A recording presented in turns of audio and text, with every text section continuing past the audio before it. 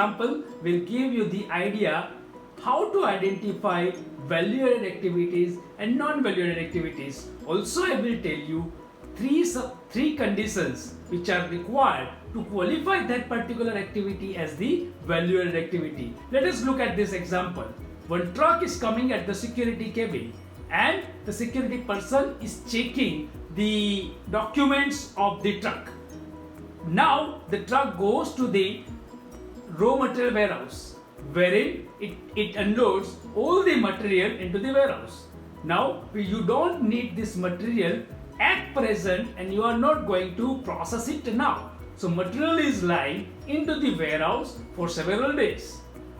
Whenever you are having requirement of this material, you will bring them to the area, raw material area or WIP area near process 1. Material is lying into the WIP area for several hours and now you are taking at the process 1. So you are actually processing this material at the process 1.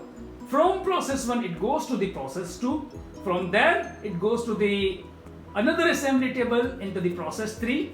Then it goes into the quality department. Actually you check certain quality parameters there, and then after you make your product ready, it goes into the finished goods godown, finished goods warehouse. Now your customer is not taking the product from the finished goods warehouse. So again this product is lying into the finished goods warehouse, and as soon as the schedule of the dispatch comes, you are actually dispatching this material to the customer.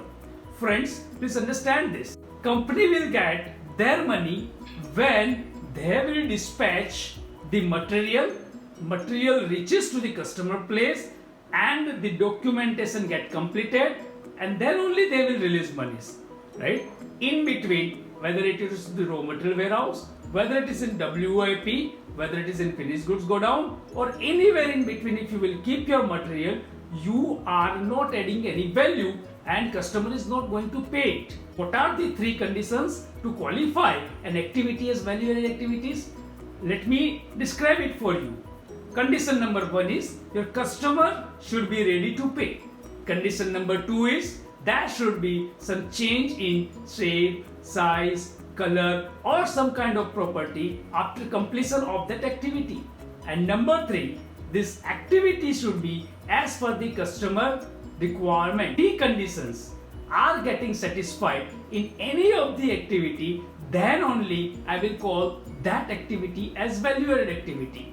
So if you really want to figure it out, what is the percentage of non-value-adding activity in your system, you can do this analysis. You can walk through from the security cabin to the warehouses and at the processes, and you can note down which are the activities are actually adding the value. You would be surprised to know that across the companies you will find more than 95% of the activities as non-value-adding activity. These are the activities which are not adding any value, but they are actually having the bigger role in delayed delivery, whether it is into the product or whether it is in the service. This is true. So the idea is to identify all these non-value-adding activities and reduce this waste.